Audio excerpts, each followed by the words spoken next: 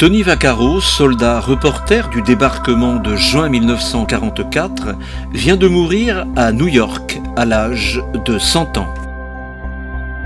Il est l'un des tout derniers survivants de la bataille de Normandie, en ayant été la mémoire de l'avancée des troupes américaines jusqu'à Berlin.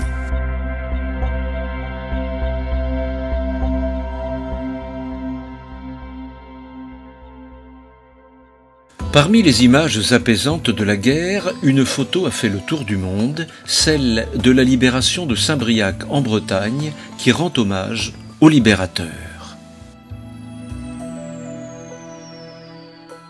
Tony Vaccaro est né le 20 décembre 1922 à Greenburgh, dans l'État de Pennsylvanie. Il est le second d'une fratrie de 3 enfants, issus d'une famille d'immigrants italiens partis en Amérique au début du XXe siècle en quête d'un ailleurs meilleur. Tony Vaccaro est mobilisé en 1943, ainsi commence sa vie à 18 ans et demi comme soldat en Normandie. Tony Vaccaro, comment s'est passé pour vous le débarquement? Oh, c'était l'enfer.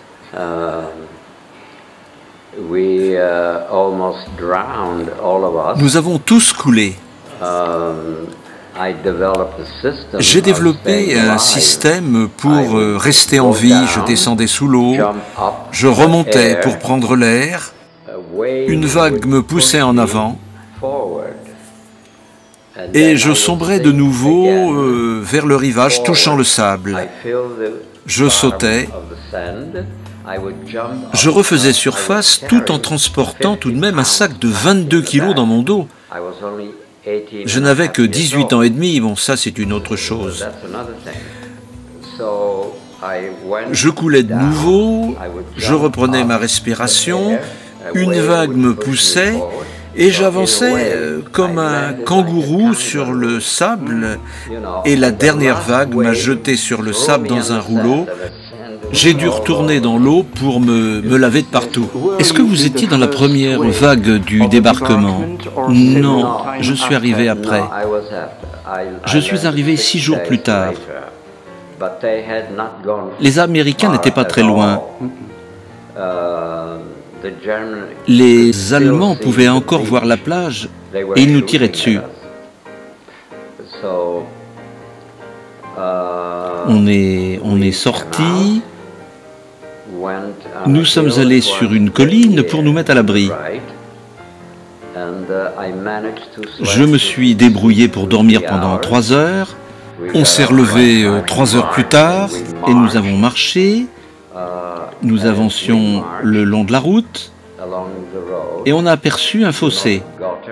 Et dans ce fossé, tous les soldats venant de la plage se sont mis à ramper tête contre pied. Tête contre pied, c'était affreux. Je devais cacher mon appareil photo, car je n'étais pas un photographe officiel à ce moment-là. Je pouvais seulement photographier quand les officiers n'étaient pas là, quand personne ne me voyait. Je prenais des photos à mes risques et périls. Je transportais avec moi quelque chose qui ressemblait à un cadre avec une glace. Je mettais le négatif en premier, le papier ensuite, et j'exposais le tout à la lumière. Et ensuite, j'ai construit une boîte, une sorte de chambre noire pour développer les films. Alors, dans cette boîte, j'avais un tissu noir et je ne voyais pas du tout ce que je faisais. Je mettais le film, ensuite le papier et ensuite 4 cuves pour développer le tout. Comment étiez-vous équipé pour les photos? J'avais un Argus C3 et j'avais aussi une boîte pour développer. Mais je pouvais aussi développer dans 4 casques de l'armée. Je prenais les films exposés fixés vers minuit et je les mettais à sécher aux branches d'un arbre près de moi. Les arbres, la nuit, c'était ma chambre noire. Vous étiez bien accepté pour faire des reportages sur les gens que vous rencontriez. Je n'ai jamais eu personne à se plaindre. Tous coopéraient. Et quand mon colonel a vu mes premiers rouleaux développés, il m'a nommé photographe officiel. Alors désormais, c'était plus facile.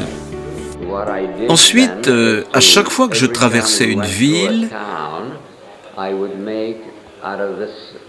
je recherchais un bâtiment pour faire une chambre noire et je faisais ce que j'avais à faire.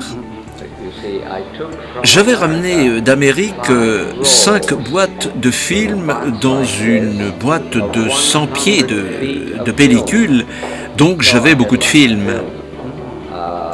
Ce que j'avais à faire, c'était d'enlever ma ceinture et de prendre la mesure de cette ceinture qui faisait exactement la même taille qu'une pellicule de 36 vues. Et ensuite, je coupais cette pellicule et je la mettais dans une cartouche. Est-ce que vous donniez des photos aux personnes que vous photographiez comme cadeau de remerciement? Je devais le faire, de façon à voir leur aide. Principalement des officiers, mais aussi des soldats. Ils étaient très contents. Partout, ils pouvaient avoir mes photos, parce que j'étais très généreux. Et vous voyez, dans l'armée, vous devez être généreux. Parce que si vous ne l'êtes pas, les gens ne vous aimeront pas. Et vous pouvez prendre une balle dans la tête. Vous ne savez pas pourquoi. On tue toujours un soldat si l'on se méfie de lui. Après la guerre, Tony Vaccaro se destine à la photo de mode en faisant sortir les mannequins à l'extérieur des studios pour de grands magazines. Il devient aussi le portraitiste des stars. Alors quand la guerre fut terminée, vous êtes devenu photographe professionnel. Oui, photographe professionnel, c'est exactement ce qui est arrivé. J'ai fait une exposition de mon travail et le patron de Stars and Stripes est venu à mon exposition et il m'a demandé est-ce que vous voudriez travailler pour Stars and Stripes et je lui ai dit oui. Et je suis resté 5 ans pour Stars and Stripes et j'ai voyagé dans toute l'Europe. Et vous avez aussi travaillé pour Cinecittà? Non, je travaillais pour Life Magazine.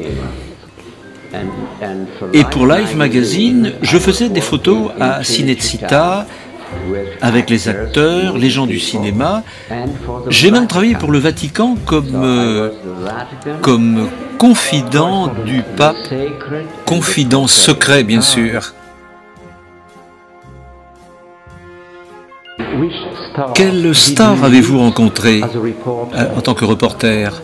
J'ai rencontré Fellini, Franco Zeffirelli, Marcello Mastroianni, Sophia Loren. Ils étaient tous mes amis, parce que j'étais le seul photographe dont le travail était publié dans Life Magazine. J'ai travaillé avec Fellini, j'avais un bon contrat avec lui. Fellini avait l'habitude de m'appeler, je le rencontrais, nous allions travailler ensemble. J'allais dans les studios de Fellini en voiture avec lui. Tony Vaccaro, qui connaissait déjà Sophia Loren, a eu un matin l'agréable surprise de sa visite dans sa maison du Queens à New York. Quand Sophia Loren est venue à New York après la guerre, un jour elle a sonné à ma porte, il était 9 h du matin,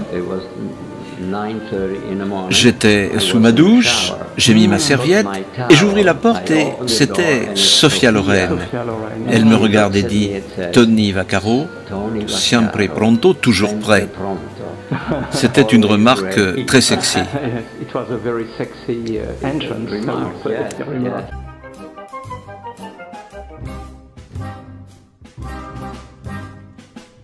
Aujourd'hui, vous avez 91 ans, vous êtes toujours en bonne forme. Est-ce que vous pratiquez encore la photo? Ah oui, je travaille dans la chambre noire. Je suis en train de faire en ce moment un livre de 101 portraits de célébrités, de Franco Lloyd Wright à Picasso.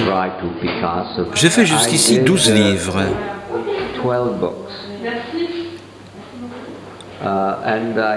Et je compte maintenant faire de gros ouvrages illustrés.